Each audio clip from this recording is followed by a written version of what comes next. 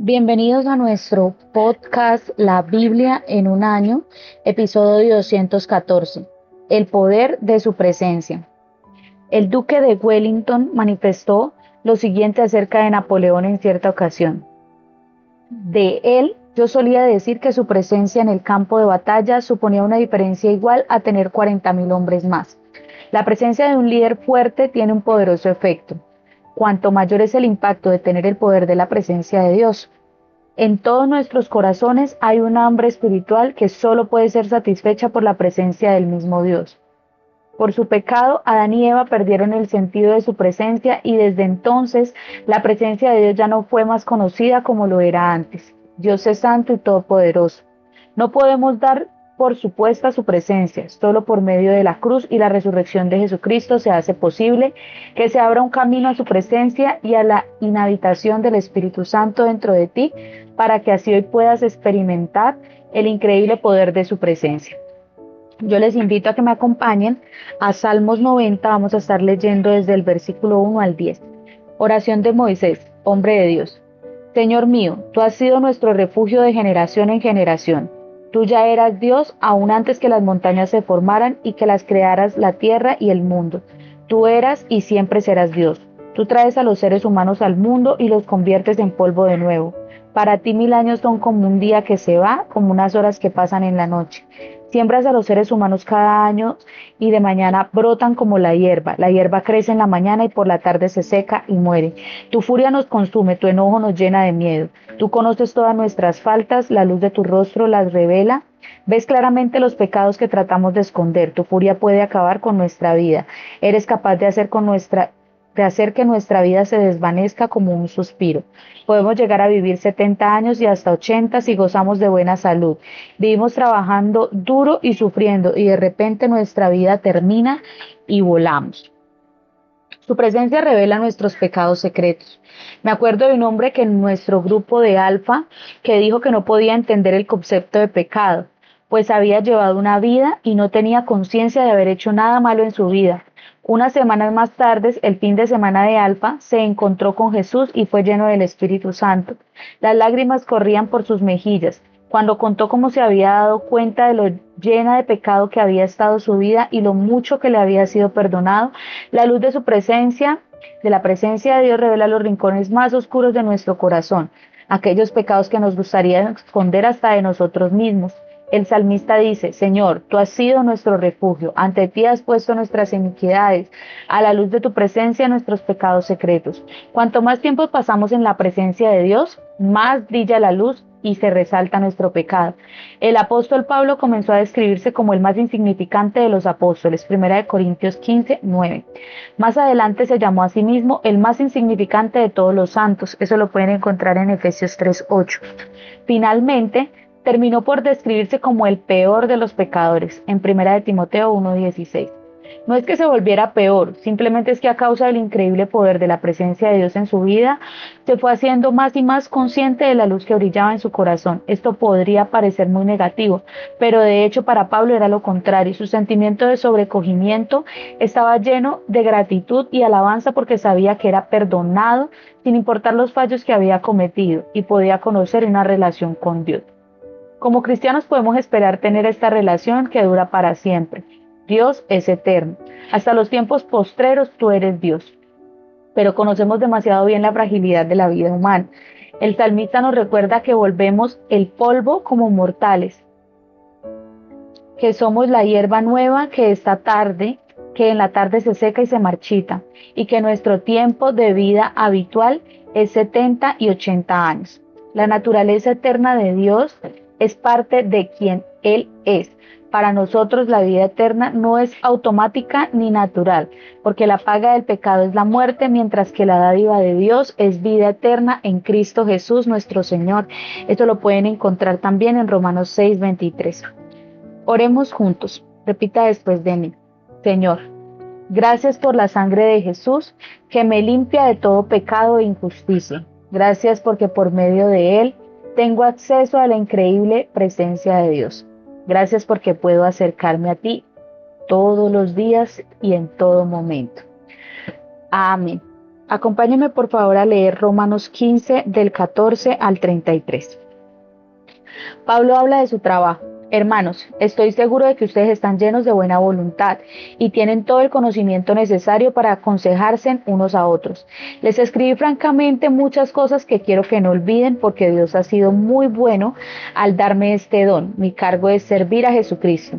Anunció la buena noticia de Dios como si fuera un sacerdote. Estoy preparando a los que no son judíos como una ofrenda que Dios puede aceptar, apartada para Él por el Espíritu Santo. Por eso, como creyente en Jesucristo, me siento muy orgulloso del trabajo que hago para Dios. No voy a contarles lo que he hecho, sino lo que Cristo ha logrado conmigo para guiar a los que no son judíos hacia la obediencia de Dios. Ellos han obedecido gracias a lo que les he dicho y a lo que he hecho. Han obedecido gracias al poder de los milagros y las maravillas que han visto y gracias al poder del Espíritu de Dios. Así que he terminado de anunciar la buena noticia de Cristo desde Jerusalén hasta la región de Iliria. Siempre he querido anunciar la buena noticia en todos los lugares donde no se conoce a Cristo. Hago esto para no construir sobre el trabajo que alguien ha comenzado. Como está escrito, verán los que nunca habían sabido de Él, entenderán los que nunca habían oído de Él. Pablo planea visitar Roma. Por eso no me ha sido posible ir a visitarlos. Sin embargo, ahora que ya he terminado mi trabajo en esta región y puesto que desde hace años he querido visitarlos, espero estar con ustedes y disfrutar de su compañía cuando vaya a España. Después espero que ustedes me ayuden para continuar mi viaje. Ahora voy a Jerusalén para ayudar al pueblo de Dios allí, porque las iglesias de Macedonia y Acaya decidieron hacer una colecta. Quieren ayudar al pueblo de Dios que es pobre y vive en Jerusalén. Querían hacerlo y de hecho es su obligación, porque ellos no son judíos, pero ahora están compartiendo las bendiciones espirituales de los judíos. A cambio deben compartir con ellos los bienes materiales que tienen. Cuando terminen este trabajo y confirmen que la colecta se distribuyó entre los que la necesitan, saldré para España de camino a España, pasaré a visitarlos a ustedes. Yo sé que cuando los visite podré llevarles todas las bendiciones de Cristo. Hermanos, les ruego que por nuestro Señor Jesucristo y por el amor del Espíritu Santo me ayuden a luchar pidiéndole a Dios por mí. También pídale que me libre de los incrédulos de Judea y que mi servicio en Jerusalén sea agradable al pueblo de Dios. Así, si es la voluntad de Dios, con alegría iré a visitarlos y juntos podremos tomar un descanso. Que Dios, quien es la fuente de paz, esté siempre con ustedes. Así sea. Su presencia viene por medio del poder del Espíritu Santo. La presencia de Dios cambia radicalmente nuestras palabras y acciones, haciendo posibles las señales y los milagros. Esto era lo que caracterizaba a la iglesia primitiva y es lo que debería caracterizar hoy nuestras iglesias. Cuando Pablo comienza la gran epístola de los Romanos hacia la conclusión, habla de un llamado personal para ser ministro de Cristo Jesús a los gentiles. Yo tengo el deber sacerdotal de proclamar el evangelio de Dios. Tenemos el deber de hacer discípulos y a fin de que los gentiles lleguen a una ofrenda aceptable a Dios santificada por el Espíritu Santo. Eso ustedes lo pueden encontrar en el versículo 16. Un sacerdote es, entre otras cosas, una persona que acude a Dios de parte del pueblo y va al pueblo de parte de Dios. En ese sentido, ahora todos somos sacerdotes. Estás en el servicio sacerdotal, allá donde estés llevando un mensaje de Dios al mundo, en nuestros trabajos, colegios, barrios, en donde estemos. Así como cuando acudes a Dios intercediendo y orando por aquellos que están afuera de la iglesia para que lleguen al conocimiento de Cristo. Al llegar a Él se vuelven una ofrenda aceptable a Dios santificada por el Espíritu Santo.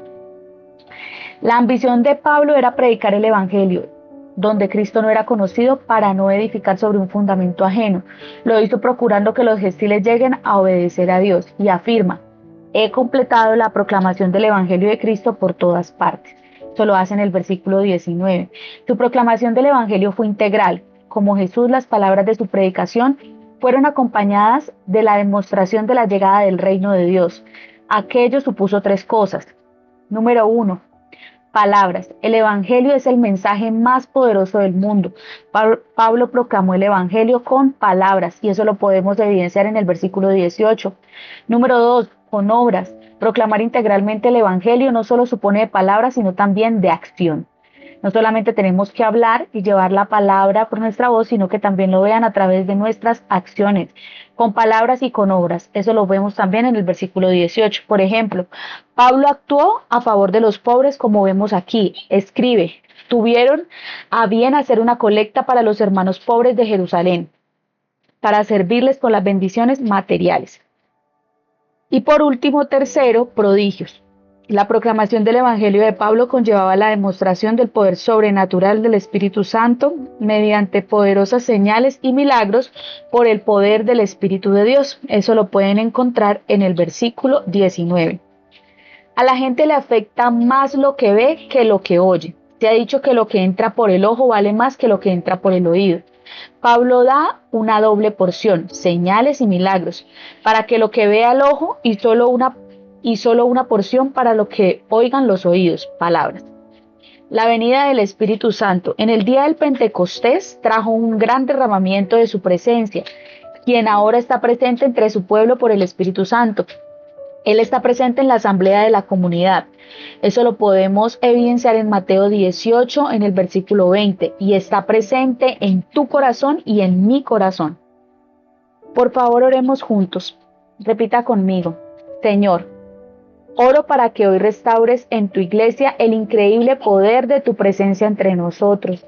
Por favor, derrama otra vez tu Espíritu Santo sobre mí. Que veamos vidas radicalmente cambiadas, familias radicalmente cambiadas, iglesias restauradas. Cuando la gente venga a tu obediencia mediante a lo que yo diga y haga por el poder de las señales y los milagros que tú nos das. Amén. Yo le invito a que me acompañe a Primera de Crónicas 12. Vamos a estar leyendo desde el versículo 23 hasta finalizar este capítulo. Más guerreros se unen a David. Muchos hombres equipados para la guerra llegaron hasta Hebrón para unirse a David. Allí le dieron el poder sobre el reino de Saúl, tal como lo había dicho el Señor. Aquí está el total de los hombres de la tribu de Judá. Llegaron 6.800 hombres con sus escudos y lanzas, equipados para la guerra. De la tribu de Simeón se unieron 7.100 guerreros valientes. De la tribu de Leví se presentaron 4.600 hombres. Joyadá, jefe de la familia de Aarón, llegó con 3.700 hombres. Sadoc, joven guerrero, llegó con 22.000 comandantes de su familia. De la tribu de Benjamín, la misma de Saúl, se presentaron 3.000 hombres. Casi todos ellos habían permanecido leales a la familia de Saúl. De la tribu de Efraín llegaron 20.800 guerreros famosos en sus clanes. La media tribu de Manasés designó directamente a 18.000 hombres para ir a proclamar rey a David. La tribu de Isaacar entendía muy bien lo que pasaba en ese tiempo y sabía lo que Israel debía hacer. Por eso enviaron a 200 jefes y todos sus parientes bajo sus órdenes. De la tribu de Zabulón llegaron 50.000 hombres con el firme propósito de ayudar. Todos estaban preparados para el combate y llevaban toda clase de armas. De la tribu de Neftalí envió a 1.000 comandantes con 37.000 soldados con escudo y lanza. De la tribu de Dan llegaron 28.600 hombres listos para la batalla. De la tribu de Aser se presentaron 40.000 hombres dispuestos para la guerra y preparados para la batalla. De las tribus del otro lado del Jordán, o sea, de la tribu de Rubén, la de Gad y la media tribu de Manasés, llegaron 120.000 hombres con toda clase de armas. Todos estos guerreros se reunieron en Hebrón y formaron un solo ejército. Todos ellos y todo el pueblo de Israel estaban decididos a establecer a David como rey de todo Israel. Todos ellos estuvieron con David bebiendo y celebrando durante 3 días. Todos sus parientes les daban alimento y bebida. También los vecinos cercanos y hasta los de Isaacar, Zabulón y Neftalí les enviaron provisiones en camellos, burros, mulas y bueyes. Allá recibieron grandes cantidades de harina, tortas de higos, pasas, vino, aceite de oliva, bueyes y ovejas, porque todo Israel estaba de fiesta. Amén. Vamos a continuar leyendo Primera de Crónicas. Vamos a leer todo el capítulo 13 en la versión PDT. Traslado del cofre del pacto. David se reunió con todos los comandantes, tanto con los 1000 como con los 100 hombres, y luego dirigió estas palabras a todo el pueblo de Israel. Si ustedes están de acuerdo y es la voluntad del Señor nuestro Dios, enviemos mensajeros a todo lo largo y ancho del territorio de Israel. Así podremos comunicarnos con nuestros hermanos, con los sacerdotes y con los levitas en sus regiones de pastoreo para que vengan a acompañarnos. Y además traigamos de nuevo el cofre de nuestro Dios, ya que desde tiempos de Saúl no hemos buscado a Dios para que nos guíe. La idea le agradó a cada uno de los presentes y todos estuvieron de acuerdo. Llevan el cofre de Dios a Jerusalén. Los israelitas vivían en varios pueblos, desde el arroyo de Sihor en Egipto hasta Lebo-Hamat. David logró que todos se reunieran para traer el cofre de Dios desde Kiriat Jearim y partió con todos ellos a Balá de Judá, o sea, Kiriat Jearim, para llevar allá el cofre de Dios, sobre el cual se invoca el nombre del Señor que reina sobre los seres alados. Cargaron el cofre desde la casa de Abinadab a una carretera nueva guiada por Usa y Ahío. David y todo el pueblo de Israel celebraban ante Dios con mucho entusiasmo. Bailaban y cantaban al son de lirias, arpas, tambores, platillos y trompetas. Cuando llegaron al lugar donde se trilla el trigo, propiedad de Kidón, los bueyes tropezaron, haciendo caer el cofre, pero Usa alcanzó a sostenerlo antes de que se cayera. Sin embargo, la ira del Señor se volvió contra Usa y lo mató por haber tocado el cofre. Usa murió allí mismo delante de Dios. David se enojó porque el Señor había matado a Usa, así que llamó a aquel lugar Pérez Usa. Y hasta el día de hoy ese es su nombre. Ese día David sintió miedo de Dios y pensó, es mejor que no me lleve el cofre de Dios. Así que no llevó el cofre a la ciudad de David, sino que lo llevó a la casa de Obed-Edom en Gad. Allí permaneció el cofre durante 3 meses y el Señor bendijo a Obed-Edom, a toda su familia y a todo lo que tenía. Amén. Continuamos con Primera de Crónicas 14. Prosperidad del reino de David. Vamos a leerlo en la versión PDT. Palabra de Dios para todos. Hiram, rey de Tiro, envió mensajeros a David junto con madera de cedro, carpinteros, canteros para construirle una casa. David se dio cuenta de que realmente el Señor lo había puesto como rey de Israel y había hecho que su reino fuera importante por consideración a su pueblo. David tomó por esposas a varias mujeres de Jerusalén y tuvo más hijos e hijas. Estos son los nombres de los hijos de David que nacieron en Jerusalén: Samua, Sobab, Natán, Salomón, Ibhar, Elisúa, el Pelet, Noga, Nefec, Jafía, Elisama, Beliada y Elifelet. David derrota a los filisteos. Cuando los filisteos supieron que David había sido consagrado rey de todo Israel, fueron a buscar a David para matarlo. Pero David se enteró de sus planes y fue a enfrentarlos. Los filisteos atacaron a la gente del valle de Rafaim y se robaron todo lo que pudieron. Entonces David le preguntó a Dios: ¿debo pelear contra los filisteos? ¿Cuento contigo para derrotarlos? El Señor le dijo: sí, cuenta conmigo. Entonces David fue a Baal-Perasín y después de derrotar a los filisteos dijo: Dios penetró en mis enemigos como penetra el agua en una presa abierta. Por eso David llamó a ese lugar Baal-Perasín. Los filisteos dejaron allí las estatuas de sus dioses y David ordenó que las quemaran. Los filisteos volvieron a atacar al valle de Refaim. David oró a Dios y en esta ocasión le dijo: no subas allá, rodéalos y atácalos por la retaguardia, desde el otro lado de los árboles del bálsamo. Desde las copas de los árboles podrás oír que los filisteos avanzan para atacar.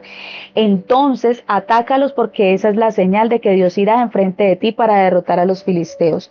David obedeció a Dios y derrotó a los filisteos. Los persiguieron y los mataron por el camino de Gabaón hasta Geser.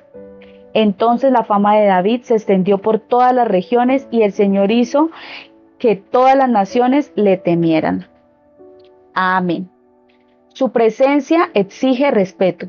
Nunca te acostumbres a dar por supuesta la presencia de Dios.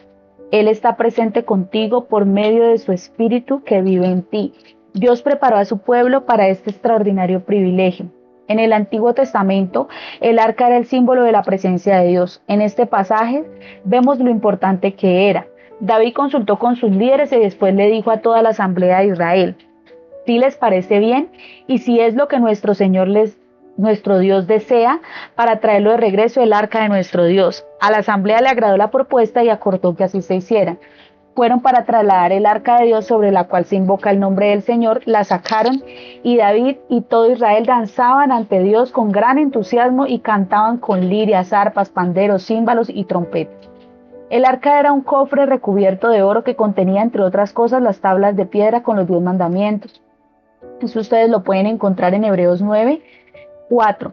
Era el objeto más sagrado con todo el que el sistema basado en la adoración en que se practicaba en el templo. Servía primariamente como símbolo de la increíble presencia de Dios, cuya nube gloriosa posaba sobre ella. Eso lo pueden encontrar en 1 Crónicas 13:6.